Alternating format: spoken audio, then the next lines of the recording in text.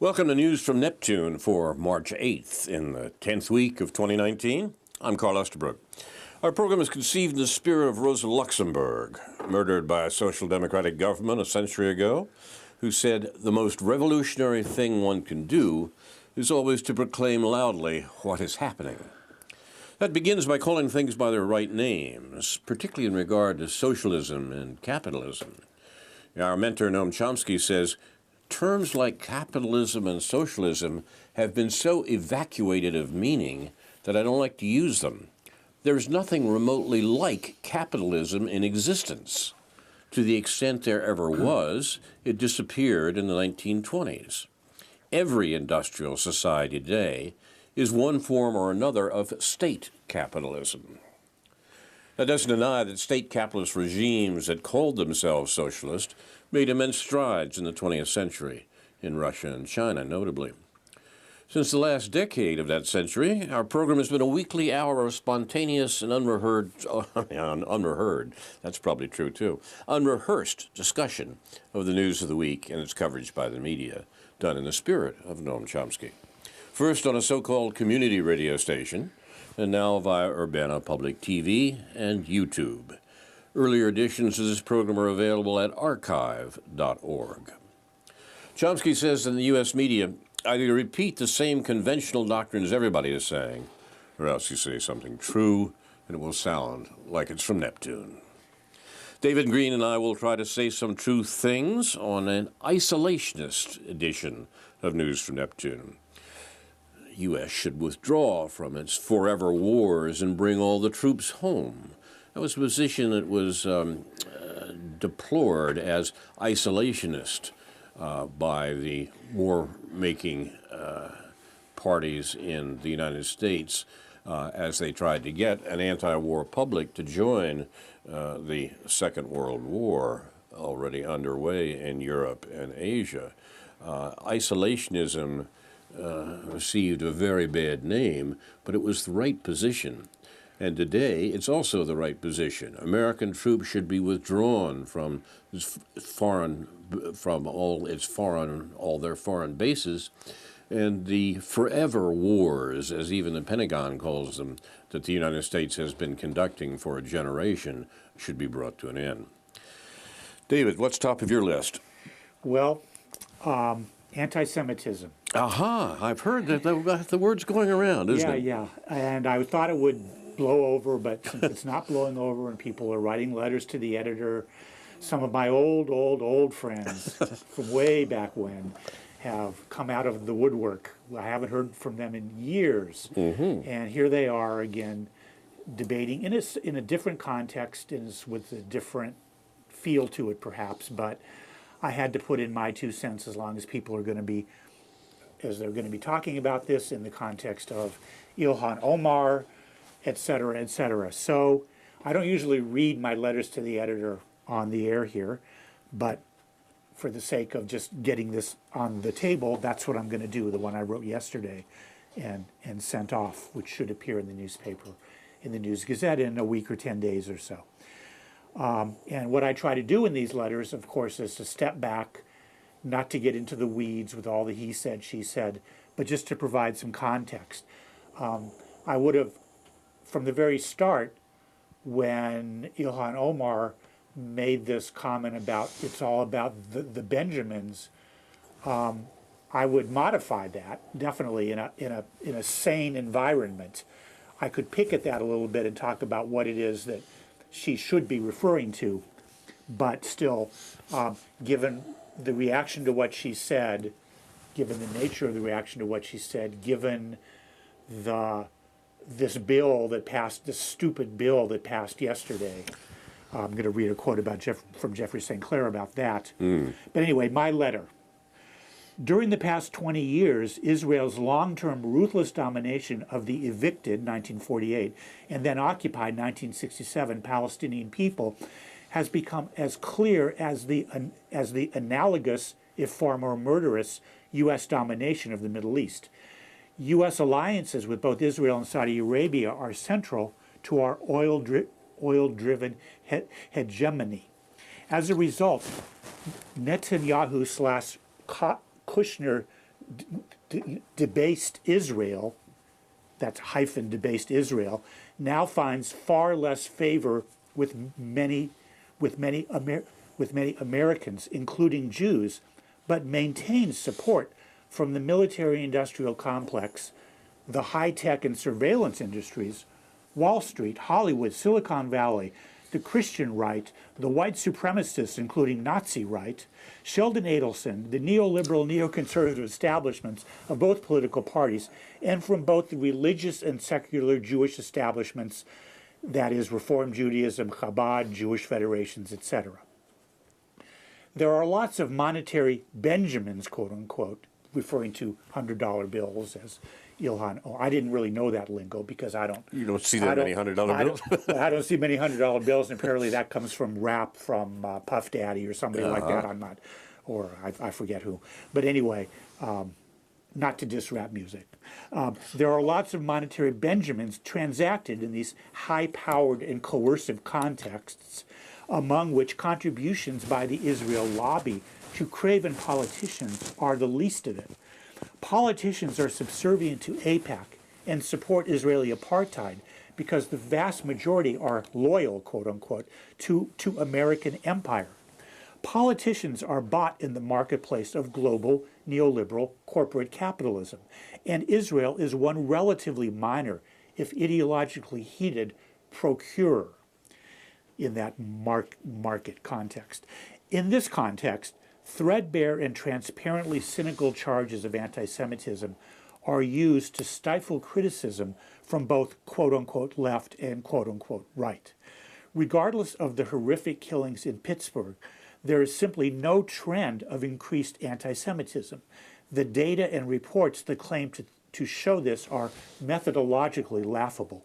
Here I'm referring to the regular reports by the Anti-Defamation League, the Southern Poverty Law Center, even the FBI reports, and so forth.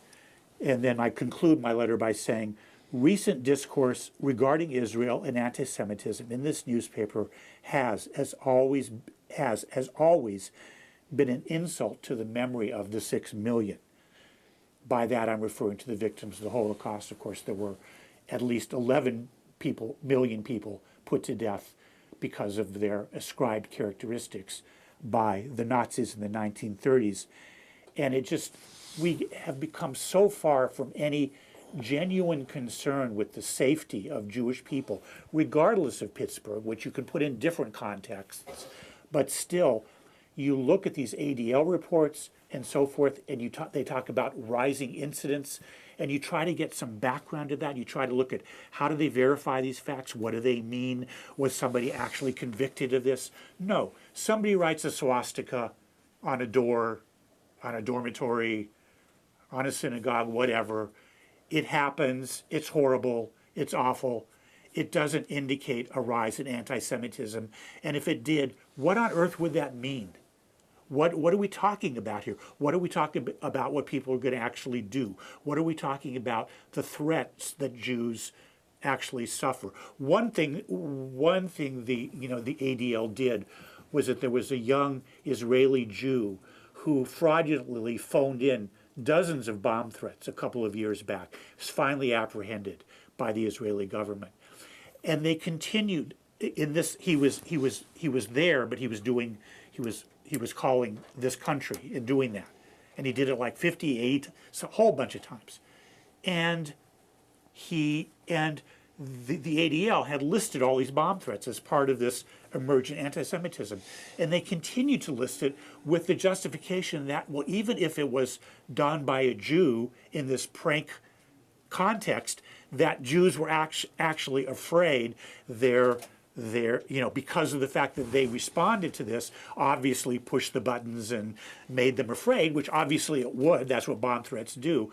That is added to that data. And so it isn't taken away from that data. And so that just adds to this idea that Jews should have something to be scared of. But in this whole context of Ilhan Omar and the discourse about Israel and Palestine, I mean, none of this just makes any sense. It's blown up well beyond out of proportion. I don't know why there's so little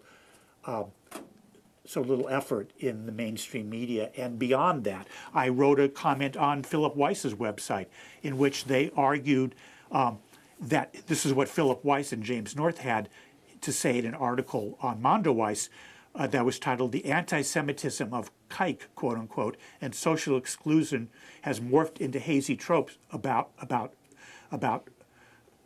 Israel." And this was mainly a good article talking about this whole issue. But what they conceded, and what they think I shouldn't concede, what I think they should not concede, and which I wrote a comment on, is they wrote this: "Make no mistake, the rise of Donald Trump has provoked a disturbing revival of classic anti-Semitism, et cetera, et cetera." I don't agree with that. I don't think there's any evidence for that. I mean, show me what evidence there is for this other than this basic assumption that when Donald Trump came to power, hate, quote unquote, hate was, to act in a hateful way, to express hateful ideas, came to be seen as more acceptable. And then they of all people, Philip Weiss and his colleague James North, referred to the ADL literature in this, the ADL's audit of anti-Semitic incidents, etc. And I wrote, this data is crap, just like I wrote in my letter here. This data is laughable. You look at any of these, reports, any social scientist would say, where's the beef here? What's astonishing to me is how anti-Semitism has been mobilized, the charge of anti-Semitism, that is, has been mobilized to defeat progressive politics in Britain and the Corbyn. Yes. It's amazing the damage it's done to the Corbyn movement within British Labour and in this country, as the recent kerfuffle in the House about passing a bill condemning hate. This is such remarkable nonsense, and the subtext is so clearly in opposition to any criticism of American foreign policy, particularly as it uses Israel for its own purposes. The Cartesian French, Cartesian there meaning a mode of thought, take the mask off it and say that we're simply going to make anti-Semitism illegal and include anti-Zionism. So the anti-Semitism that is being excoriated is criticism of the politics of the State of Israel, a criminal state in any sense of the word. And it's amazing to me that it is that this transparent technique has gotten as far as it has. Yeah, I understand that, and it's more important than what I'm going to say now. It's more fundamental than what I'm going to say now. But where do people get off saying that you're not allowed to hate other people? I mean, I don't, I avoid the whole conversation about hate this, Yes, hate that, right. It doesn't make any sense to me. It doesn't get us anywhere. But people are going to hate, Alexander Coburn, as we always say on this show, had this famous question that he would ask people applying for one of his internships. He would say, from the left perspective, is your hate pure? Is your hatred pure? Exactly. He wasn't shy about using the word hate. Hate gets in the way of understanding how the world works. And that's why we're talking about it here, is because hate, the way these people talk about hate, gets in the way, obviously, purposefully, in terms of understanding the way the world works. It also has the interesting effect of canceling a good number of things that we think we hold in regard, particularly to free speech. Yes. Of course, you can't stop in principle the assertion that people have a right to free speech, and the way in which it has been attacked is by saying, well, of course, I agree you have a right to free speech, but you don't have a right to hate speech. And therefore, I will define a collection of things that you might say as hate speech and remove them from the arena of free speech. That's a remarkable move. George Orwell, who is not always the best guide in these things, but often is, said that the liberty means the ability to tell people things they just don't want to hear. Well, what this hate speech trope does is allow us to get out of the commitment to permitting free speech. Amazing. Works well. What I was thinking of this morning in terms of the historical context of this whole debate, it goes obviously way, way, way back, but one touchstone, which people may have forgotten about because it's over 20 years old now, is the book by Daniel Goldhagen, or Goldhagen, called Hitler's Willing Executioners. There we go. Which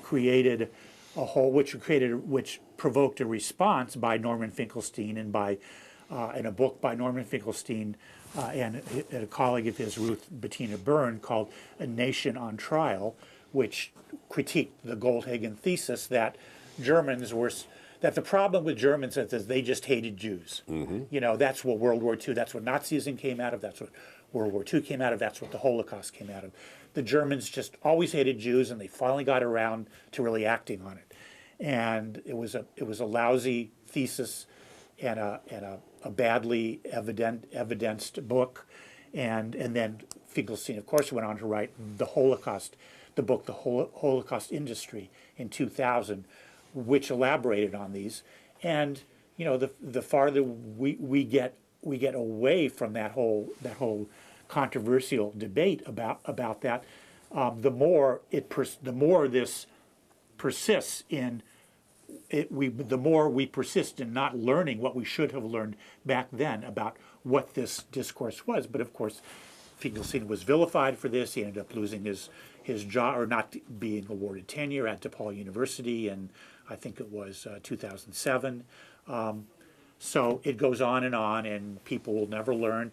And in spite of the progress that's been made in understanding Israel-Palestine, everything that goes against that, this whole intersectionality thing that the Palestinian movement has gotten mixed up with, which has not been good for it, things are not looking good.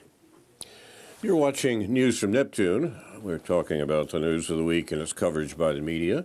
We're particularly interested in the things you've heard perhaps too much about, and also some things you may not have heard about. For example, 8 members of Congress have taken a pledge to work to bring ongoing U.S. global military conflicts, there are a lot of them, by the way, to a, quote, responsible and expedient end. The pledge, the signing of the pledge, is the result of a first-of-its-kind lobbying effort by military veterans on Capitol Hill, says the news report. The pledge was written and organized by a group called Common Defense, made up of veterans and military families, which advocates for scaling back U.S. military commitments overseas. Common Defense boasts of more than 20,000 veteran members in all 50 states, and it's through its endorsement behind almost 30 candidates in the last midterm election cycle. Well, I'm getting old, and I miss a lot of things these days, but I had never heard of Common Defense, a peculiar organization, and I'm not sure yet quite what to think of it. They claim to have 20,000 veteran members. Quite interesting. Their website actually says that they are not opposed to the forever wars that their pledge is supposed to have committed these members of Congress to. It says it says they're opposed to Trump, veterans against Trump, and I must admit that my cynical nature makes me think that we actually have here a group trying to use the anti-war sentiment in the U.S. As another steps in the great Russiagate campaign, a way to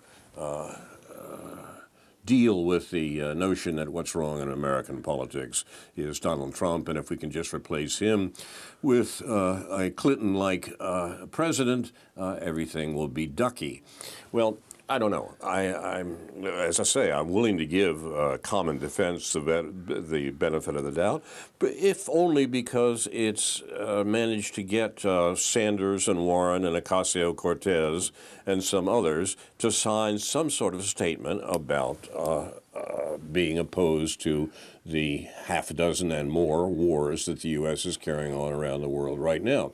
That's all to the good, but it's never quite clear what it means. The peculiarly tepid denunciations of war that we get from Democrat progressives, particularly Democrat progressives who are running for president or wishing to be the Democratic candidate for president, is worrisome.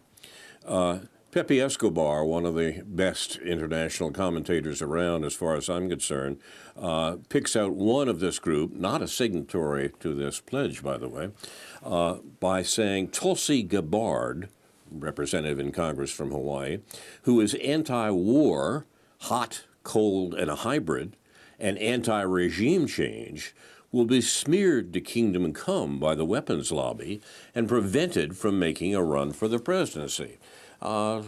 Pepe, with his insightful approach to world politics, may be onto something here, but the matter is particularly opaque. We have an analysis from our chief researcher, Jeff Nicholson, who is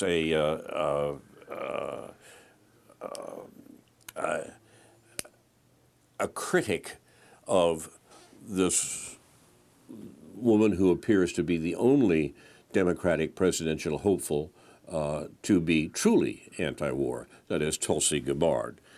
Jeff writes, is Tulsi Gabbard really anti-war? No, she's pro-drone and for surgical strikes.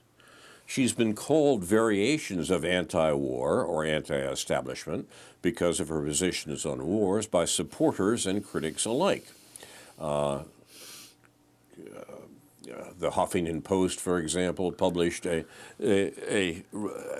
expose, quote, Tulsi Gabbard claims anti-war credentials after accepting over $100,000 from arms dealers. Lockheed Martin and Boeing were two of Gabbard's largest donors during the 2016 election cycle, when she ran for Congress to hold on to her seat in Hawaii. Shadowproof.com, an interesting blog that's worth watching on these matters.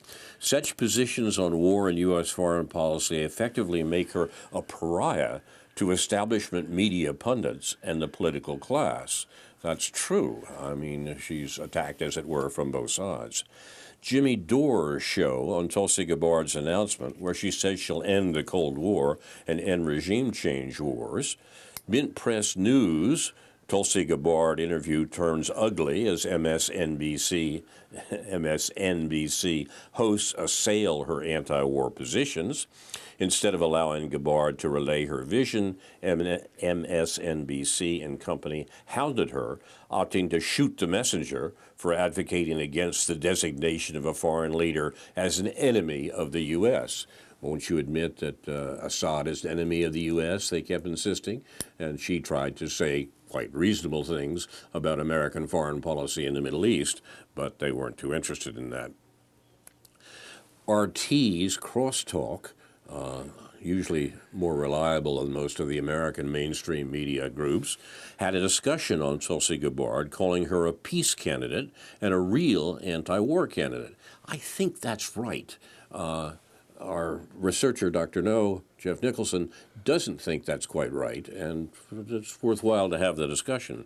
Glenn Ford, the insightful author for editor of Black Agenda Report, wrote an essay rightly criticizing the Social Democrats, this group within the Democratic Party, as, quote, having no principled objection to the military, political, economic structures of global capitalism, a system most people in the world call imperialism, and noted that of the Democratic presidential contenders, Only Tulsi Gabbard, the Hawaii anti-war congressperson who does not call herself a socialist, was emphatically anti-intervention against Venezuela.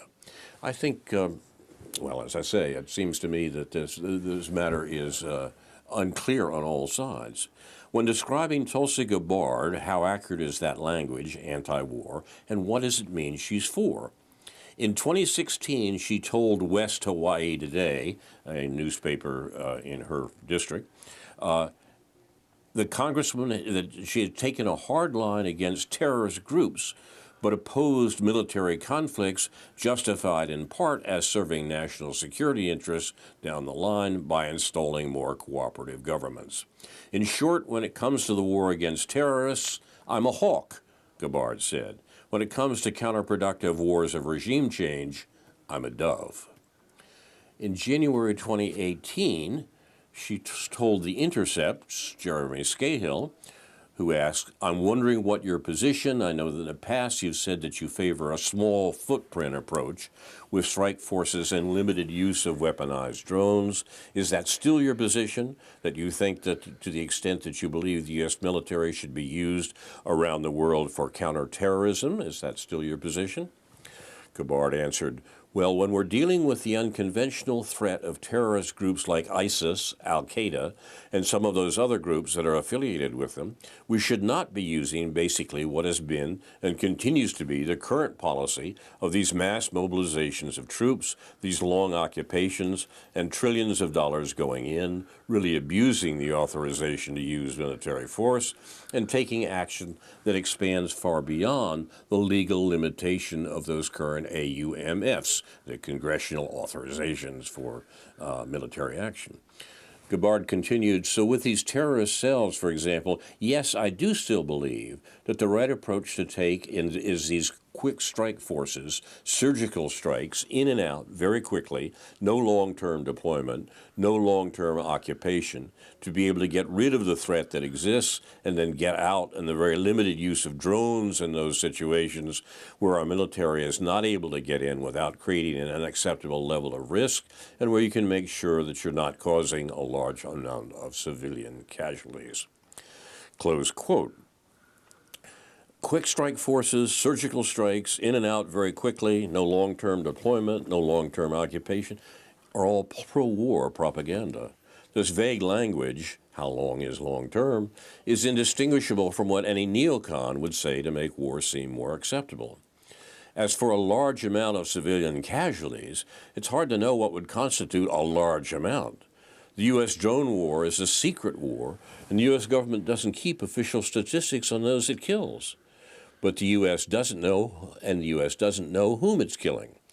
As Marcy Wheeler told Democracy Now! About signature strikes, a signature strike means we're shooting drones at people whose identity we don't actually know. We're shooting at them because they look like terrorists from the sky, because they seem to have certain levels of security. In other words, Brennan, she's talking about the National Security Advisor for Barack Obama, was not telling the full truth when he said that these are targeted killings. What they are, in fact, are not targeted. We don't know whom we're shooting at. And this carries on in the current administration. Donald Trump's announcement of the campaign that he would be revising the war policy of previous demonstrations, that those war policies had been terrible mistakes, have been abandoned in practice, and the drone war continues under the radar, literally and figuratively, right now, to the extent that the Trump administration is just as involved in killing people with drones as the Obama administration was. So it's difficult to say what Tulsi Gabbard's view is, although it is clear that the tergiversations of the other Democratic candidates, Democratic contenders for the nomination, seem to be avoided by Gabbard. She seems to be an anti-war partisan in the sense that Pepe Escobar was describing, but the hesitations that can be gleaned from the record, as our Jeff Nicholson has done seem to me to at least raise some questions about the only declared anti-war contender for the Democratic nomination. The supporters of Bernie Sanders, the ones that I respect, are desperate for Bernie to be more anti-war. And they're probably hoping that Tulsi Gabbard, while perhaps not posing a threat to him among the people who supported him last time, will at least force him to shame him to having more assertive anti-war views. Well, that's what this pledge that this Common Defense Group seems to have elicited from these contenders seems to suggest, but it's at least as ambiguous as what we've been hearing all along, so I'm not quite sure where we are on that. Yeah. Let me just draw a couple in terms of the media aspect of all of this. The Shadowproof website that you referred to is run by a young guy up in Chicago named Kevin Gosztola. And he also hosts the Unauthorized Disclosure podcast with Rania Khalek. And Gosztola was also well known for his coverage of the Chelsea Manning trial and her ultimate pardon and release from prison. But now we read this morning that she's back in custody because she doesn't want to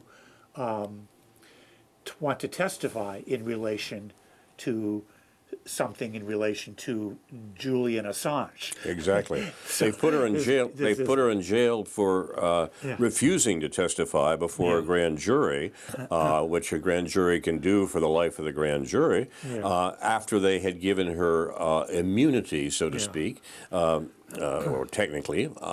But her position is that she is not going to be forced to testify against WikiLeaks and Julian Assange as the government tries to construct a case against them.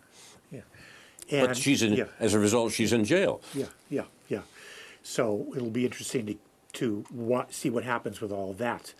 And just to lay this out a little further, Rania Khalek, Kevin Gosztola's co-host on the podcast Unauthorized Disclosure, also works with the Russian-supported media, RT, and not RT. I don't think she works for RT anymore, but she works for a media consortium of some kind that is supported by the Russians or by Russia, and has therefore become under scrutiny by CNN, and actually you can find out on the Unauthorized Disclosure podcast in the last couple of weeks what this whole business was about and how she was grilled in this interview by several CNN correspondents who did all this research just to uncover what was already widely known, is that who supports this work that she is doing and what the implications are of whether for that or for RT of being supported by quote-unquote Russian money. Another guy who works for RT is a fellow named Dan Cohen. And Dan Cohen is a colleague of Max Blumenthal, works closely with him, both in Israel-Palestine context and now in the Venezuela context. And Dan Cohen, the unauthorized, Rania Khalek and Kevin Gosztola did a 2-hour interview in the last week or so with Dan Cohen about his work mainly in Venezuela, but also covering the whole issue of Russian support for basically good journalism. The second part of that, as I said, it mostly focused on the work that Cohen and Blumenthal are doing in Venezuela, and about the failed coup, Guaido, what's going on at the border, and all that kind of stuff. So that I found those to be. I mean, there's many good sources now for what's going on in Venezuela. Another little more lighter thing was a video that Max Blumenthal did, going through a mall in the wealthy section of Caracas, Venezuela, and finding out what this great authoritarian communist socialist government is doing to these affluent people, kind of a comedy routine, or a sort of satire of all this criticism about the Maduro government. Not that there aren't serious problems there, but they talk a lot about this on their. Dan Cohen talks a lot about this on the podcast he did, the unauthorized disclosure podcast, and Blumenthal also. Blumenthal has his own podcast that he does, Moderate Rebels, that he does with Ben Norton, that covers. I think Ben Norton has been, or perhaps it still is, down there in Venezuela with him. So there's a lot going on in that part of the journalism, RT, Russia podcast world that is helping us to sort out what's going on down there, and that just simply wouldn't be available. And the criticism from the left, the so-called left of RT and all this, adds to all that. I think that's because exactly right. People like Louis Proyect are just bitterly condemn people like Blumenthal and Norton, in spite of all the good work that they do.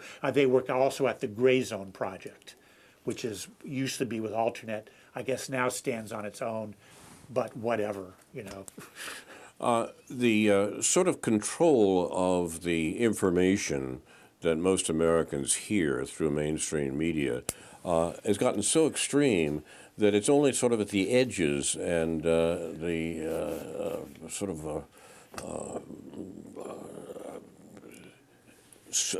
fissures in the cover that allow us to hear much of what's going on. And they sometimes turn up in peculiar places.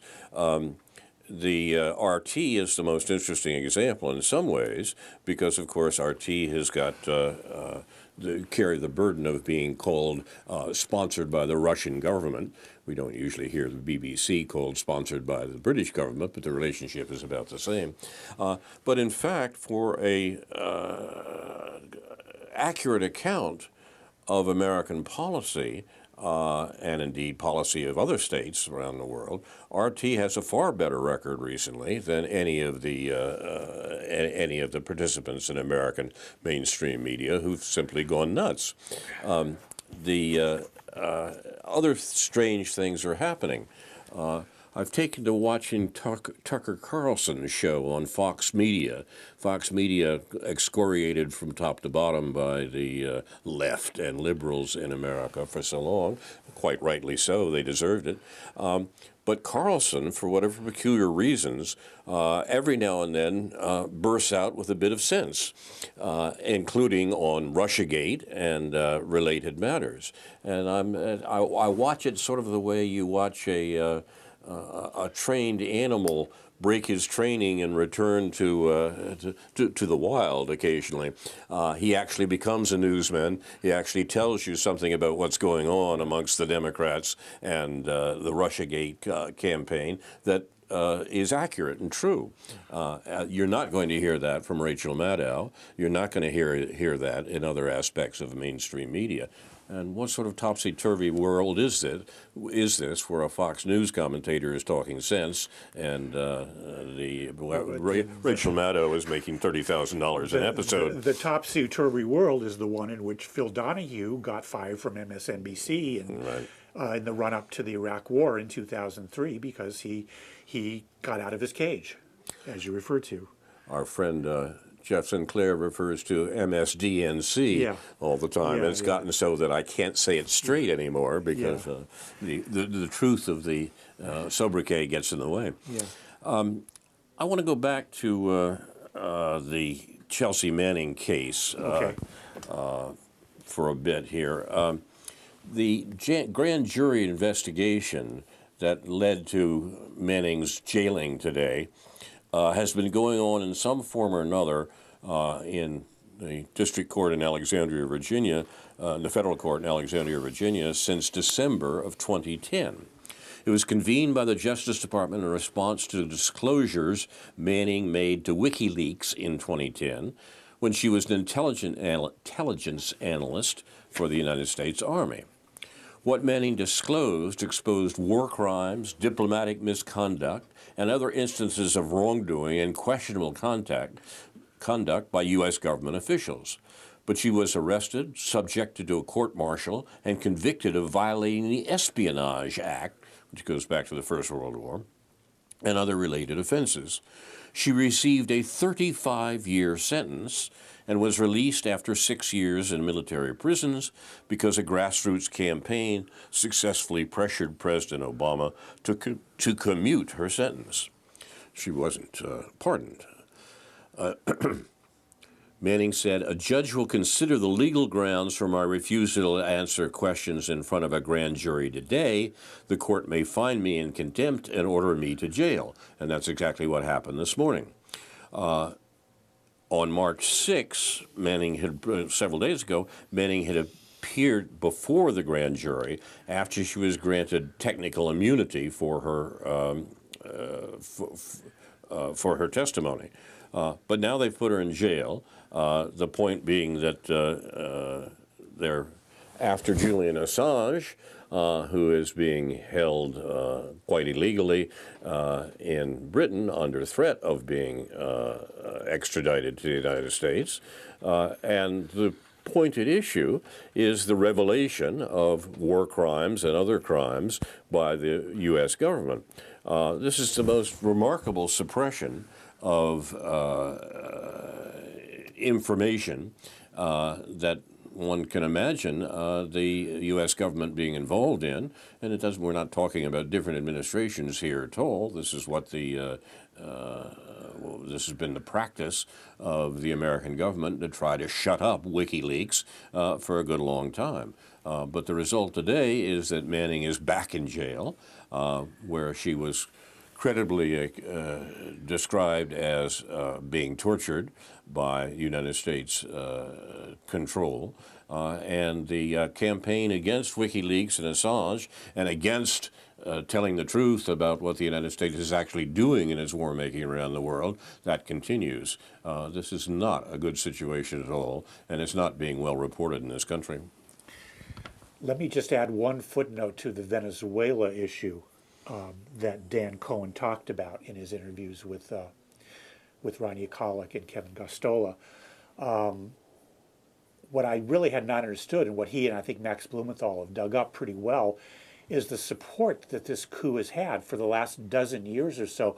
What Juan Guaido's background is in terms of being recruited by U.S. operatives to eventually do something, and it reminds one of nothing. I can't recall whether they referred to this, but it reminded me anyway of the manner in which the United States supported Ngo Dinh Diem in Vietnam in the 1950s to be a puppet government. I mean, there are many examples of this sort of thing, obviously, but the manner in which that coup succeeded in putting Diem in power, at least until things did not work out well for him, and the CIA had to get rid of him, or provide the go-ahead to get rid of him.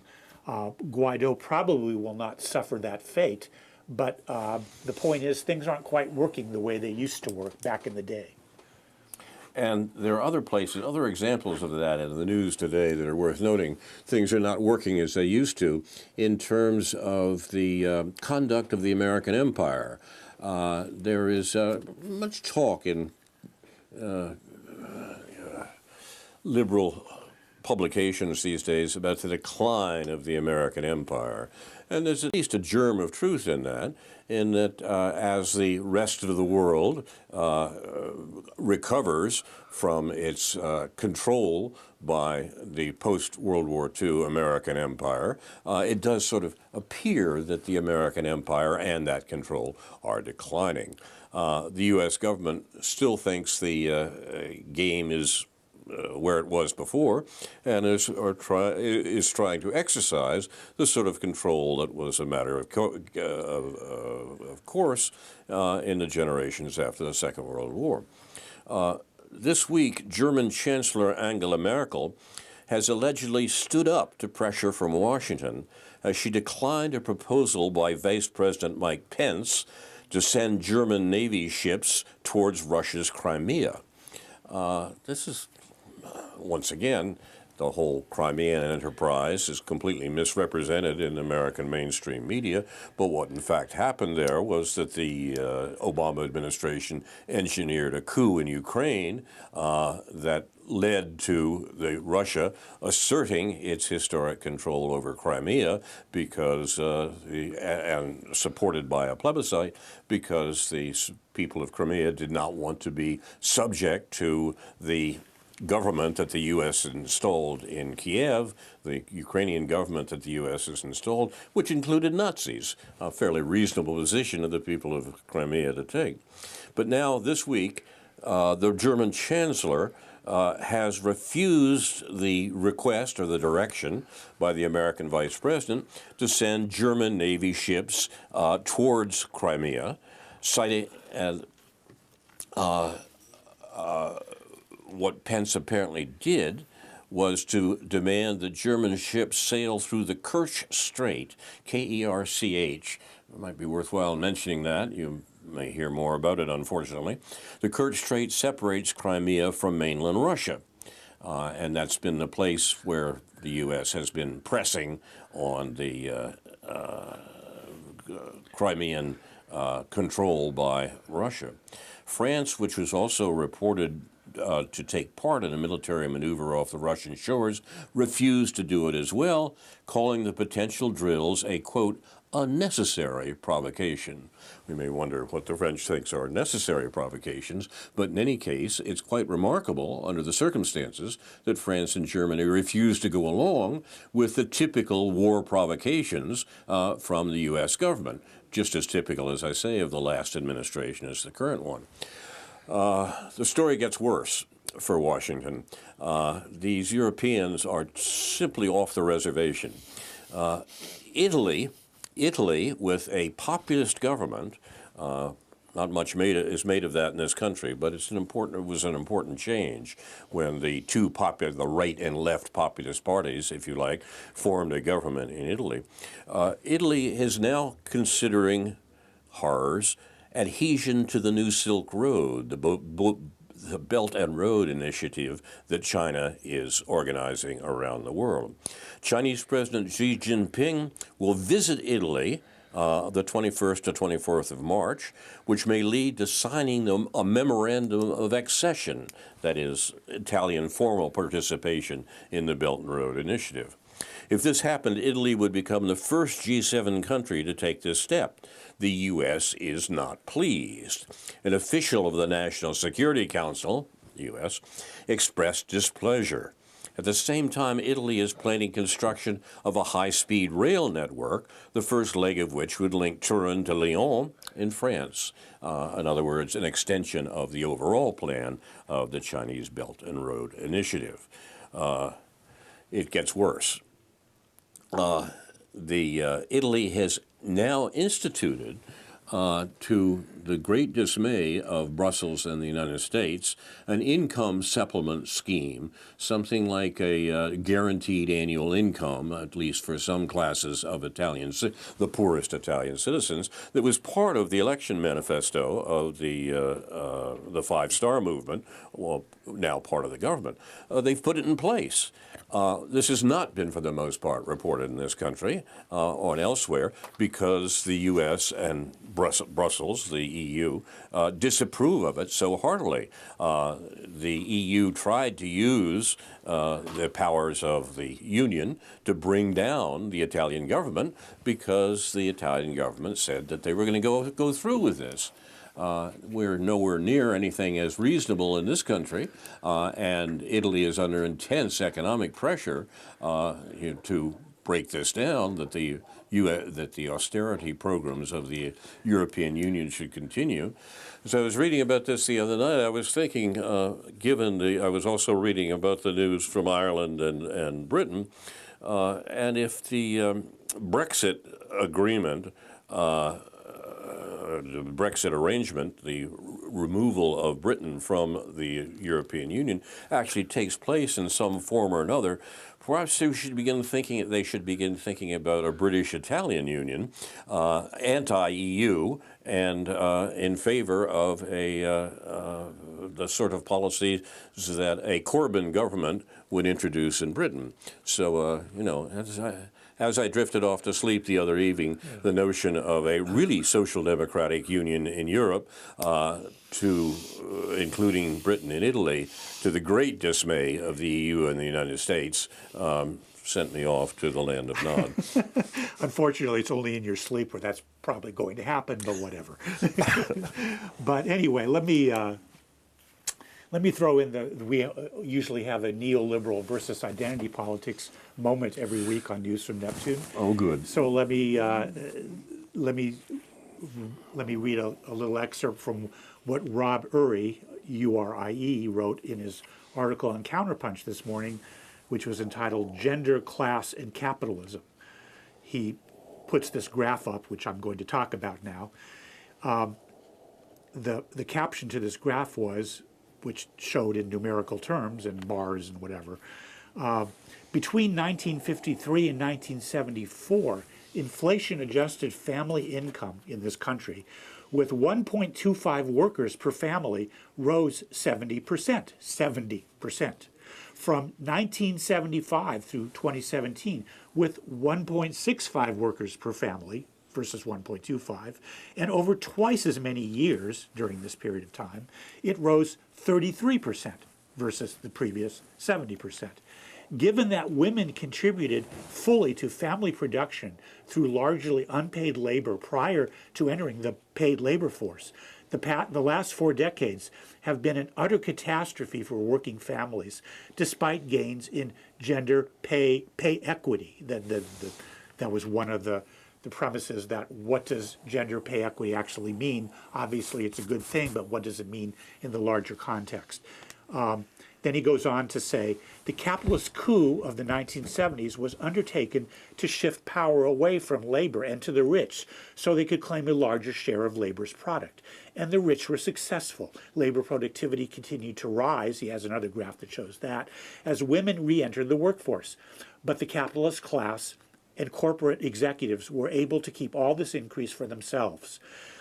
From the capitalist perspective, it was women's class position and relative pay levels that made them attractive employees, not their gender. This distinction is crucial.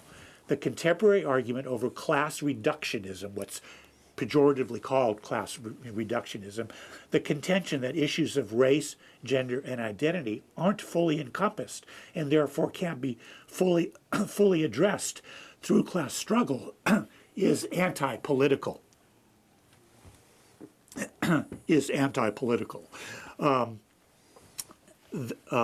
The struggle over gender pay equity, which is just and right within the liberal frame in which it was developed, was largely irrelevant to the distribution of income and wealth that affected broader economic interests of its working class proponents.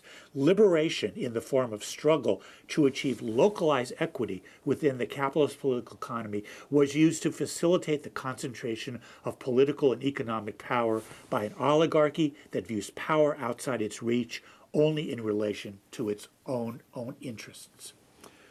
A very good and concise statement within a larger article which has many other good analytical and graphical things to offer. We'll put these articles that we've been referring to tonight on the Facebook page for News from Neptune. Plus, just let me say that Jeff Nicholson goes to a lot of work to compile these. Indeed, he does. Submits them to the Aware Peace Discuss list. So if you're not on that list and you just want to find that out, then you just want to get Jeff's compilations, then you should sign up for that list. We'll definitely That's Shambana, whatever. We'll send that around too. Yeah. I have managed to leave out the conclusion of my Italian piece, so I'll stick that in here. Okay. And we have a little bit of time left.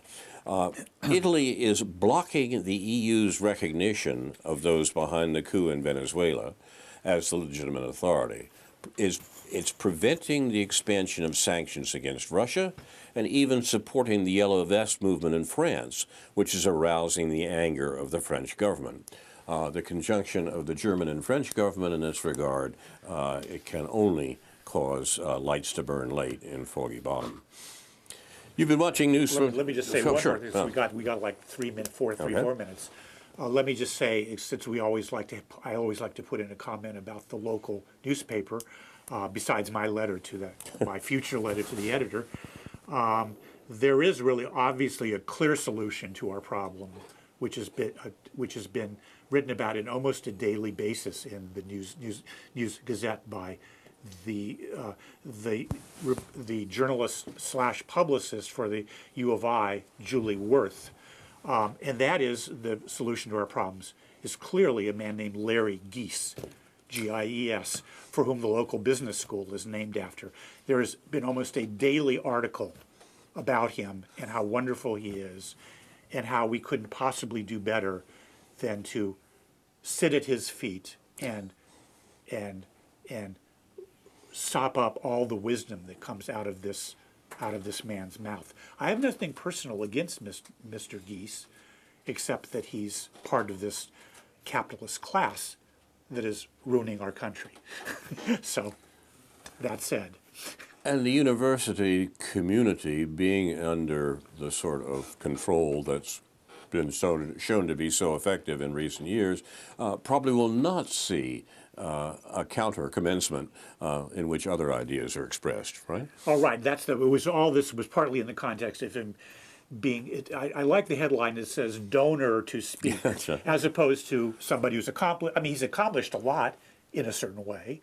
He buys companies. He buys other companies, okay. But anyway, maybe more later on that. You've been watching News from Neptune for the 10th week of 2019, an isolationist edition, which calls for a U.S. military withdrawal from the rest of the world. As the U.S. political establishment moves to overthrow, by coups, the elected presidents of Venezuela and the U.S., because Presidents Maduro and Trump threaten to inhibit the economic dominance secured by violence of the U.S. 1%. News from Neptune is presented by Carl Estabrook, David Green, and J.B. Nicholson. It is produced and directed by Jason Liggett, Ethan Young, with Andrew Scollery. Inshallah, we'll be back next week with a new edition of News from Neptune to remind you, in the words of Edward de Vere from The Tempest, what's past is prologue, what to come and yours and my discharge. In the meantime, confusion to our enemies, and a good night to you.